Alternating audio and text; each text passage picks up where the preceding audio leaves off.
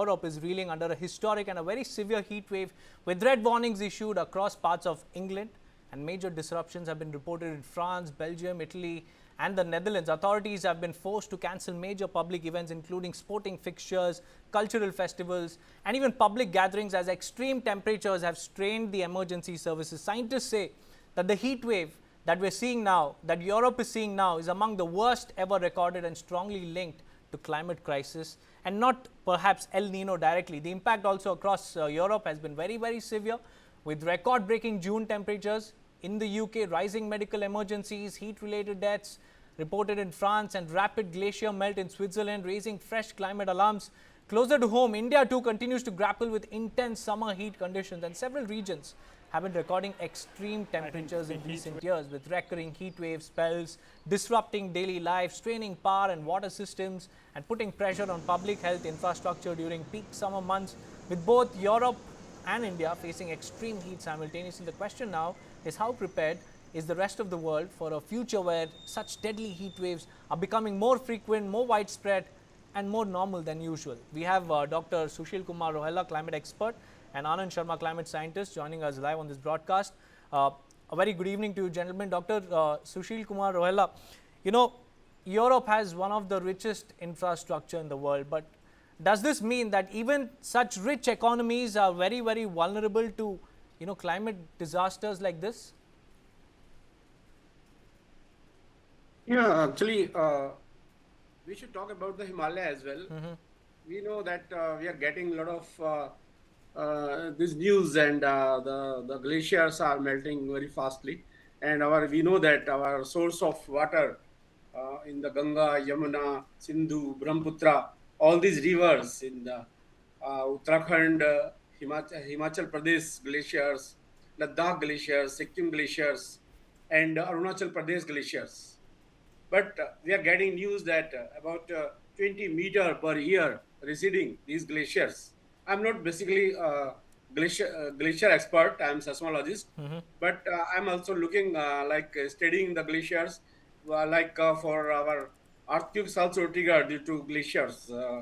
And everybody, all scientists are concerned about the glaciers because, and we are also concerned about the global warming and less snowfalls and changing weather, rain patterns day by day, multi cloud busting, and the black carbon is and the dust is the creating a lot of problems for the glaciers. That's why they are reducing. Similarly, the article sent to me is in Swiss, and there is also glaciers are melting, and the same situation is there, and people are worried very much reduce of the greenhouse how basically to stop this kind of situation everywhere like in glaciers. So this is a major concern here in this talk, I think, and we will also talk about how the steps we should take to reduce this kind of situation in Himalaya as well, because it's very important. That's right. Closer to home, even Himalayas is facing the same reality. It's so sad to say this, but Anand Sharma, sir, scientifically, how unusual is this European heat wave? Are we looking at a once-in-a-century event, or is that language no longer valid in a warming world? Are we entering an era where simultaneous heat waves like this across continents become normal rather than exceptional or a once in a decade, something like that? 2003 also we had severe heat waves in Europe, and lots of people died at that time itself. And again, we are seeing, for the past 20 years, on regular intervals, heat waves are occurring. And this time it is unprecedented. And yes, people are saying it's record breaking, but again, the entire data set is not in front of us. Once the data comes, then we will be able to say whether it's unprecedented. But yes, temperatures are touching around 44 degrees, especially in southern France. We saw some of the particular station called, I think, Polo, where it was 43.8 degrees temperature, and similar temperatures were even recorded in Spain. So naturally, it's a cause of concern, and the temperatures are 3 to 10 degrees Celsius above normal. And definitely, when these temperatures are so high, people over there are not used to such high temperatures. because normally temperatures are in the 30s or like that. And they also do not have ample, air conditioning. I think hardly 10% of the people have those kind of air conditioning in Europe. And in addition to that, the building, glass and concrete buildings, all paved. You see everything is paved. You don't see grass anywhere or dust anywhere. So it's all adding to greenhouse effect, sorry, to urban heat island effect, and lots of vehicles and all this together, plus continuous war in Europe, Ukraine-Russia border, Iran, Israel. Because of that, there is energy security, energy problems. So Europe is burning more of coal. That's adding to lots and lots of greenhouse gases. And that's also one of the important factors. But then, this just not one factor which is leading to this unprecedented heat waves. There are a number of factors involved. Like, for example, one is natural climate variability. And then once you have a particular synoptic situation, which we have right now, it's called omega block.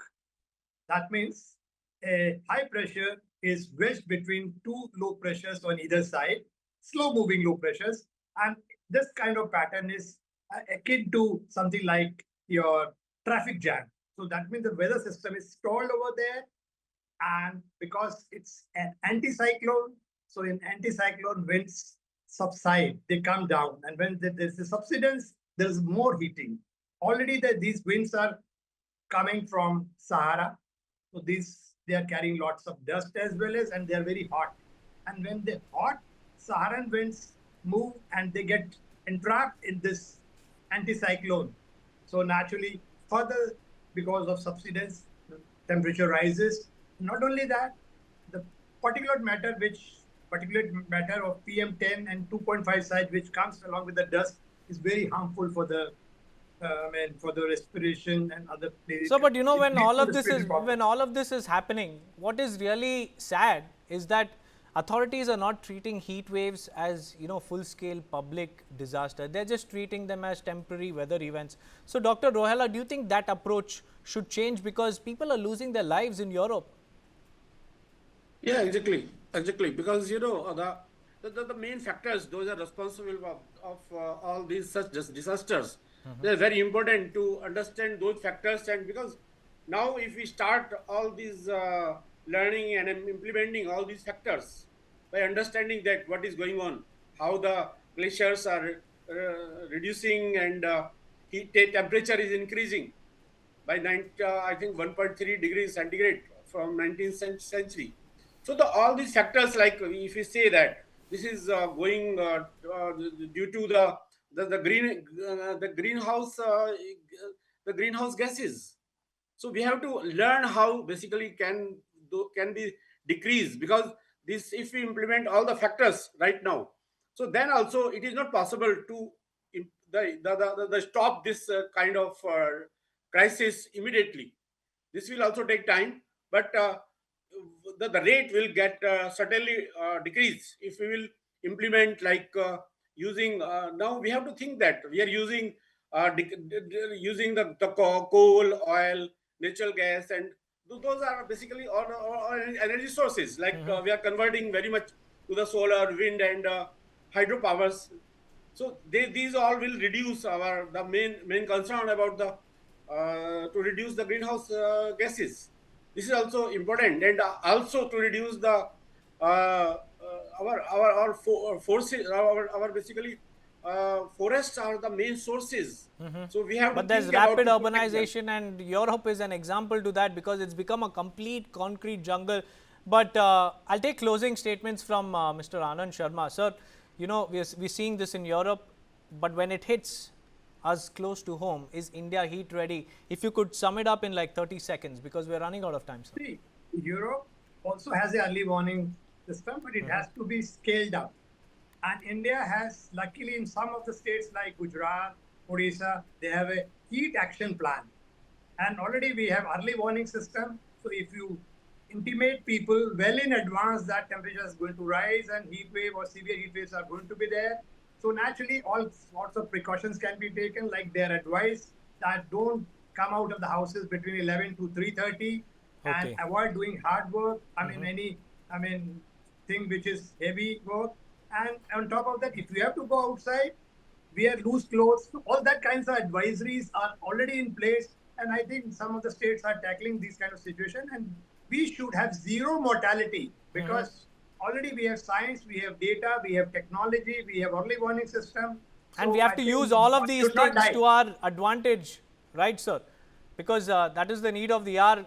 Staying hydrated while staying indoors, avoiding exhaustive work outside, protecting yourself from the heat And luckily, is very we are important. used to these temperatures Uh-huh. and we have adapted ourselves. Right. Like nobody Adaptation is dies in very Rajasthan or important, sir. Gujarat. Nobody dies of heat waves in Gujarat or Rajasthan where temperatures are too high because they're adapted to that. Right. Right, Yes. right, sir. Dr. Rohela and Anand Sharma, thank you for joining me in this Thank you. conversation. Thank Well, you very this much. is a very, very important conversation, viewers, because climate change is no longer just rhetoric. It is real, it is happening, and it's very, very close to home.